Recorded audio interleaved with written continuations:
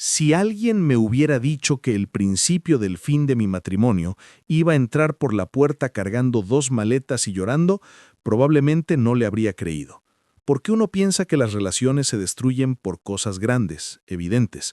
Una infidelidad clara, una traición directa, un golpe. No por una frase tan simple como ¿te molesta si se queda unos días en lo que se acomoda? Pero la verdad es que mi vida se empezó a desarmar el día que dije, no, claro que no me molesta, sin hacerme ni una sola pregunta más. Me llamo Daniel, tengo 37 años y estuve casado con Mariana durante casi 10. Cuando empezó esta historia, yo creía de verdad que teníamos una relación sólida. No perfecta, pero sólida.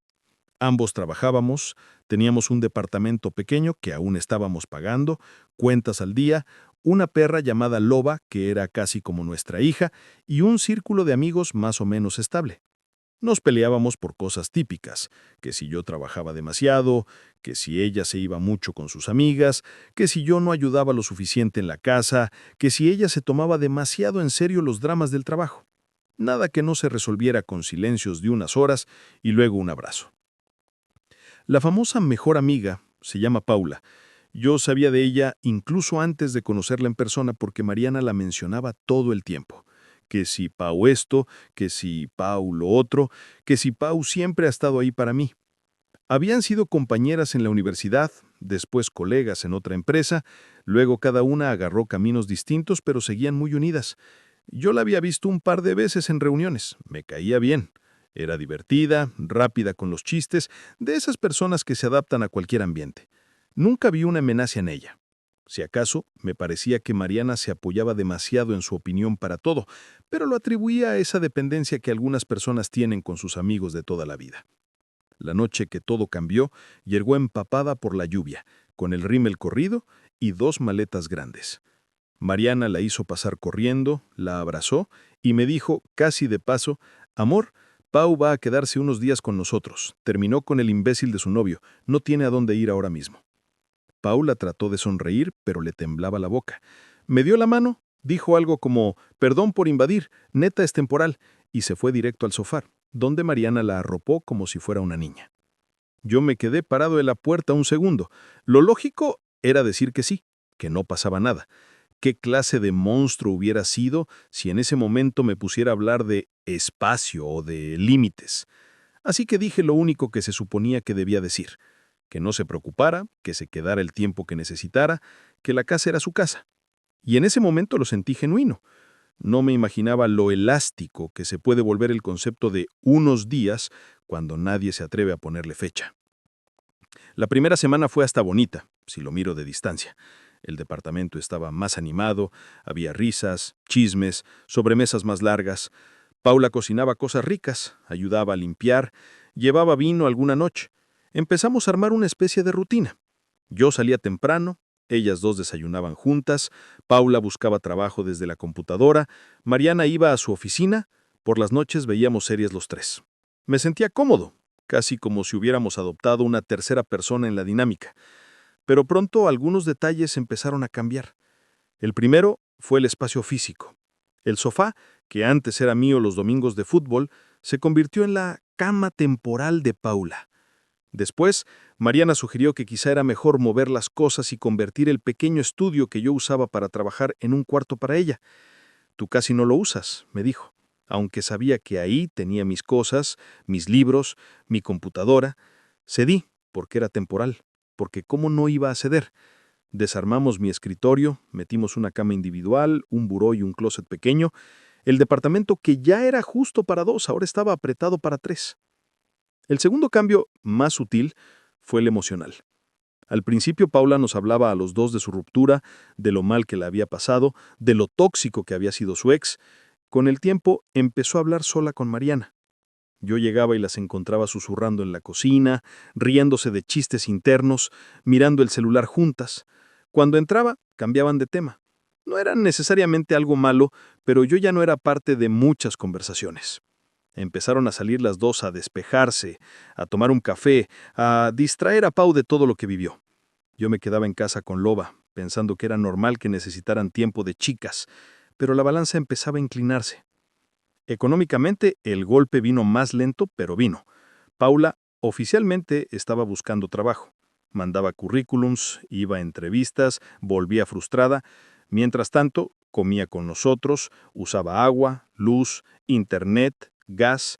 Yo no tenía problema durante los primeros meses, pero en algún momento lo comenté con Mariana, más por organización que por otra cosa. Oye, ¿Pau está aportando algo? No por mala onda, pero las cuentas sí subieron y seguimos pagando todo igual que antes. Mariana se molestó. Me dijo que cómo podía estar pensando en dinero cuando su mejor amiga estaba en el peor momento de su vida, que yo solo veía números, que ella se encargaría de ayudarla, que no me preocupara. Me hizo sentir ruin, como si fuera un casero cobrando renta a una refugiada. Me callé por vergüenza, pero la idea se quedó golpeando en mi cabeza. Con el tiempo, Paula encontró algo, según nos dijo, un proyecto freelance de diseño para una marca pequeña. No era un sueldo fijo, pero era ingreso. Pensé que eso calmaría un poco mi inquietud, que quizá empezaría a aportar algo, aunque fuera simbólico. Escuché a Mariana decirle un día, no te preocupes, ese dinero es para ti, para que tengas tus cosas. Daniel y yo nos hacemos cargo de lo demás. Cuando la oí, algo se me rompió un poco. No era tanto la frase, sino la certeza de que yo no había sido consultado para tomar esa decisión. Éramos Daniel y yo solo para pagar, no para opinar. La intimidad de mi matrimonio también empezó a cambiar de forma extraña. Mariana parecía más cansada, más distraída. Cuando nos acostábamos, estaba siempre con el celular en la mano, respondiendo mensajes de Paula desde el cuarto de al lado, mandándole memes aunque apenas la habíamos dejado en el pasillo. En la mesa, si yo contaba algo del trabajo, la conversación duraba unos minutos. Si Paula contaba cualquier tontería, podían reírse media hora. Empecé a sentirme, sin exagerar, como el tercero en discordia en mi propia casa, solo que mi rival no era otro hombre, sino la mejor amiga de mi esposa. Hubo una noche en especial que me marcó. Yo había tenido un día de trabajo infernal. Jefe encima, clientes insoportables, tráfico. Llegué a casa tarde, con ganas de cenar algo caliente y quizá ver una película con Mariana para despejarme. Cuando abrí la puerta, el departamento estaba lleno de velas, había una tabla de quesos en la mesa, música suave. Por un segundo pensé que era una sorpresa para mí, pero al entrar más, vi que era una noche de chicas. Paula y Mariana estaban sentadas en el suelo, con vino, riéndose, en pijama. Me saludaron, sí, pero con esa energía de «¡Ay, llegaste tú!». Dije que me iba a dar una ducha y que no me preocupara, que las dejaba. Estuve a punto de salir otra vez a caminar sin rumbo, pero me quedé en el cuarto escuchando sus risas filtrarse debajo de la puerta. Me sentí un intruso en mi propio hogar. No fue que un día se besaran frente a mí ni nada así. Nunca hubo una escena evidente. Fue más bien un desplazamiento constante, milímetros cada semana, hasta que un día me di cuenta de que había dejado de ser el centro de la vida de Mariana. Ya no me preguntaba cómo estaba, no me buscaba para hacer planes, no me compartía sus preocupaciones del trabajo. Todo se lo contaba primero a Paula. Yo era el que pagaba la luz, el gas, el internet que ellas usaban para enviarse memes desde habitaciones contiguas. La parte del dinero explotó de golpe unos 6 meses después de que Paula llegara unos días. Me llamaron del banco para preguntarme si quería confirmar que el aumento del límite de mi tarjeta de crédito seguía en pie. Yo no había pedido ningún aumento. Pedí detalles. Me dijeron que había una solicitud en línea, desde mi usuario, para subir el límite y financiar una compra de muebles de diseño con pago a 12 meses. Colgué con esa sensación de que el estómago se cae. Revisé la banca en línea. Ahí estaba, una compra grande, de una tienda de muebles, dividida en cuotas. Fui al departamento casi sin pensar. Al entrar, encontré la sala distinta. Un sillón nuevo, una mesa de centro moderna, unas repisas flotantes. Mariana sonreía, orgullosa, diciéndome que al fin la casa se veía como Pinterest. Paula estaba al lado, aplaudiendo, diciendo que ella la había ayudado a elegir todo. Yo pregunté, con la voz lo más neutra que pude, cómo lo habían pagado. Mariana contestó como si fuera obvio que con la tarjeta, que al fin y al cabo para eso está, para darnos gustos. Trabajamos mucho. Le dije que no me molestaba invertir en la casa, pero que por qué no lo habíamos hablado. Que el banco me había llamado porque se había cambiado el límite sin mi autorización explícita. Que me incomodaba que se tomaran decisiones así. Mariana se ofendió al instante. Dijo que siempre estaba viendo el lado negativo, que no podía hacer nada sin que yo sintiera que era un ataque, que ella también trabajaba y que no era una niña para pedirme permiso. Paula, desde un costado, hizo un comentario que me hirió más de lo que admití en voz alta. «Ay, Dani, relájate un poco. Es solo un sillón, no un Ferrari». Esa noche, por primera vez en mi matrimonio, dormimos en camas separadas.